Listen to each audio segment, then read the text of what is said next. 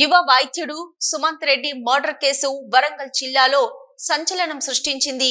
తమ వివాహేతర సంబంధానికి అడ్డు వస్తున్నారని సుమంత్ రెడ్డిని భార్య ఫ్లోరా తన ప్రియుడు శామ్యూల్ తో కలిసి హత్య చేసేందుకు ప్లాన్ చేసింది. ఈ నెల 20న సుమంత్ రెడ్డిపై శామ్యూల్, ఏఆర్ కానిస్టేబుల్ రాజు దాడి చేశారు. అయితే సుమంత్ రెడ్డి ఎంజీఎంలో చికిత్స పొందుతూ అర్ధరాత్రి మృతి చెందాడు. పోస్ట్ మార్టం నిర్వహించిన అనంతరం సుమంత్ రెడ్డి మృతదేహాన్ని బంధువులకు అప్పగించారు.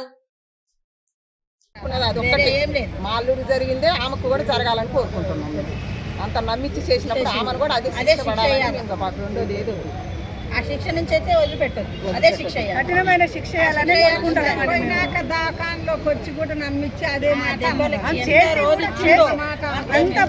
చేసి కొట్టించి కూడా అతన్ని హాస్పిటల్కి వచ్చి కూడా అంత నాటకం ఆడిందంటే మాకు అందరికి చాలా బాధాకరంగా ఉంది. కఠినమైన శిక్ష అదే దెబ్బలు అదే శిక్ష పడాలి. జరిగిన వాళ్ళదే బాధ్యత అని అది సెంట్రల్ జైలు పోయినా మళ్ళీ వస్తుంది. అది దానికి ఆ శిక్ష పడాలి. చాలా మంచోడు. తను స్టడీలో కానీ ఎక్కడ కానీ మాకు ఎవరితోటి ఎలాంటి అభిప్రాయ భేదాలు కానీ అబ్బాయి చెడ్డవాళ్ళు కానీ అలాంటివి ఏం లేదు. లవ్ చేసి మ్యారేజ్ చేసుకున్నాడండి. మంచిగానే ఉంటుంది అనుకున్నాం కానీ ఇలాంటి పని చేస్తాడని మేము ఊహించలేదండి. నమ్మించి ప్రాణం తీసిందండి భార్య.